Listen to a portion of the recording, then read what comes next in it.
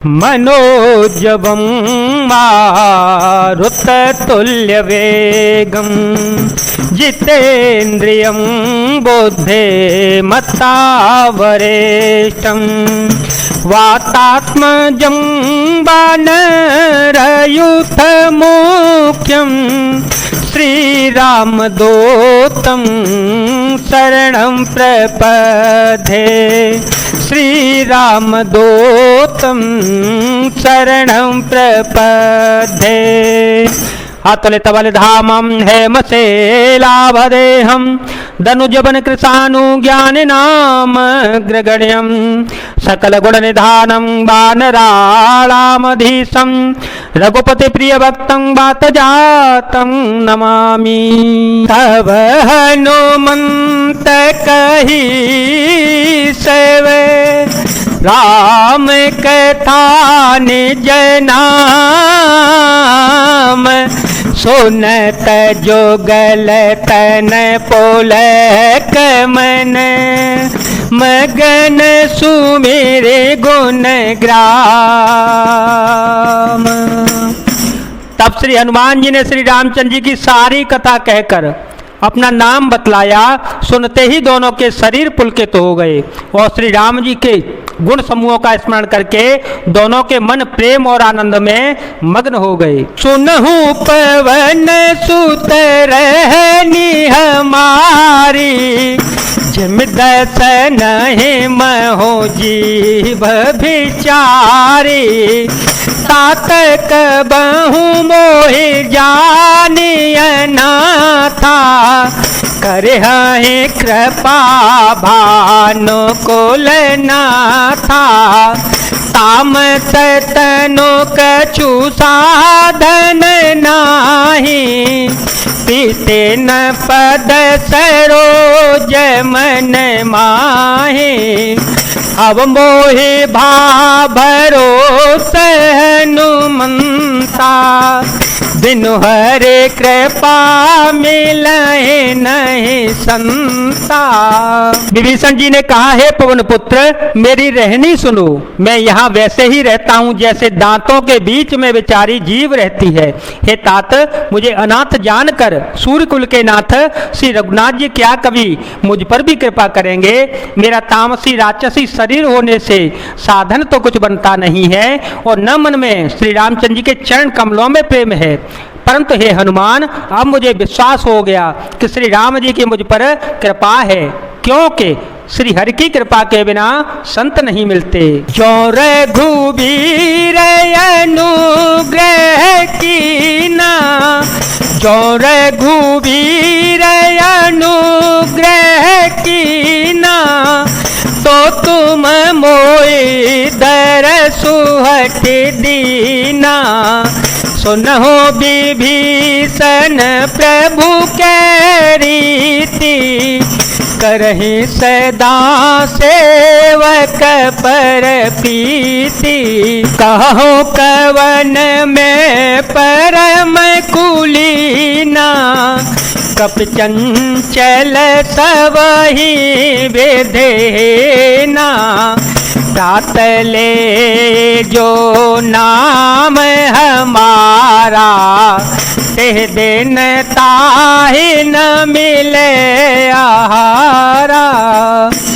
जब श्री रघुवीर जी ने कृपा की है तभी तो आपने मुझे हट करके अपनी ओर से दर्शन दिए हैं। श्री हनुमान जी ने कहा, हे विभीषण जी सुनिए, प्रभु की यही रीति है कि वे सेवक पर सदा ही प्रेम किया करते हैं। भला कहिए मैं ही कौन बड़ा कुलीन हूँ, जाति का चंचल वानर हूँ और सब प्रकार से नीच हूँ। प्रातःकाल जो हम लोगों बंदरों का नाम ले ले तो उस दिन उसे भोजन न मिलता। असमय अधम से खा सुनो मोह पर रघुबीर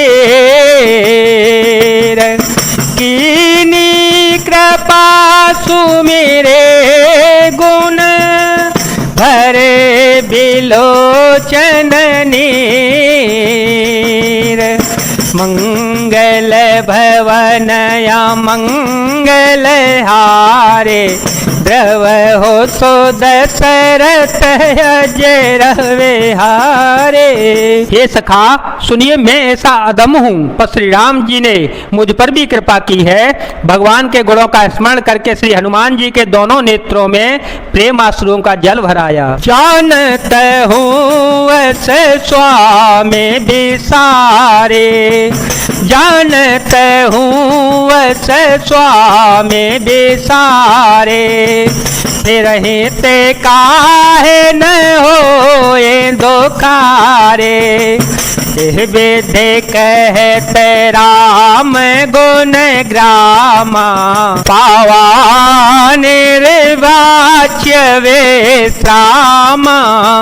पुन सब कथा विभीषण कहे, जय विधि जनक सुता तह रहे। तब हनुमंत कहा सुनो भ्राता, तब हनुमंत कहा सुनो भ्राता। देखी चहु जानकी माता, जुगते विभीषण सकल सुनाए। चले ओ पवन सुत विदा कराए, कर सोए रूप गया पुण्य तहवा। बनया शोक सीता रह जयवा। जो जानते हुए भी ऐसे स्वामी श्री रघुनाथ जी को भुलाकर विषयों के पीछे भटकते फिरते हैं, वे दुखी क्यों न हो। इस प्रकार श्री राम जी के गुण समूहों को कहते हुए उन्होंने अनिर्वचनीय परम शांति प्राप्त की। फिर विभीषण जी ने श्री जानकी जी जिस प्रकार वहां लंका में रहती थी वह सब कथा कह सुनाई। तब श्री हनुमान जी ने कहा, हे भाई सुनो, मैं जानकी जी माता को देखना चाहता हूँ। विभीषण जी ने माता के दर्शन की सब युक्तियां उपाय कह सुनाई। तब श्री हनुमान जी विदा लेकर चल पड़े। फिर वही पहले का सा मसक शरीरा रूप धरकर वह वहां गए जहाँ अशोक वन में बन के जिस भाग में माता सीता बैठी थी। देखी मन ही महू कीन प्रणामा, देखी मन ही महू कीन प्रणामा। बैठे ही बीत जातन से जामा, कृषतनु शीस जटाए कबैने। जपते हृदय रघुपति गुण श्रेणी, मंगल भवन मंगल हारे। द्रव हो सो दशरथ अजय रवे हारे। अपनी माता जानकी जी को देखकर श्री हनुमान जी ने उन्हें मन ही मन प्रणाम किया। उन्हें बैठे ही बैठे रात्रि के चारों पहर बीत जाते हैं। शरीर दुबला हो गया है, सिर पर जटाओं की एक वेणी लट है। हृदय में श्री रघुनाथ जी के गुण समूहों का जाप स्मरण करती रहती हैं। निज पद नयन दिए मन, राम पद कमल लीन। परम दुखी भापवन सुत, देखे जानकी दीन। राम सिया राम सिया राम सिया राम, सिया राम जय जय राम।